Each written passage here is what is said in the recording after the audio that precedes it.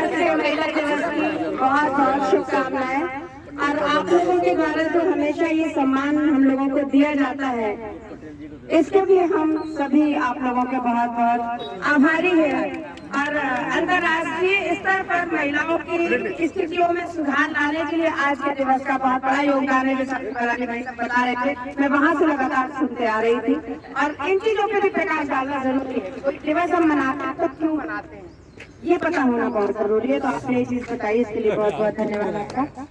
कुछ पंक्तियां देती हूँ, सुनिएगा कि करुणा ममता वात्सल्य भाव और क्षमा दान श्रृंगार मेरे, करुणा ममता वात्सल्य भाव और क्षमा दान श्रृंगार मेरे, पीढ़ी दर पीढ़ी सदियों से भूमंडल पर उपकार मेरे, पीढ़ी दर पीढ़ी सदियों से भूमंडल पर उपकार मेरे। मैं जननी हूँ जग जननी के पावन स्वरूप की प्रखर ज्वाल, मैं जननी हूँ जग जननी के पावन स्वरूप की प्रखर ज्वाल। रचनाओं सृष्टि नियंता की जिसके सम्मुख न हुआ काल, रचनाओं सृष्टि नियंता की जिसके सम्मुख न हुआ काल।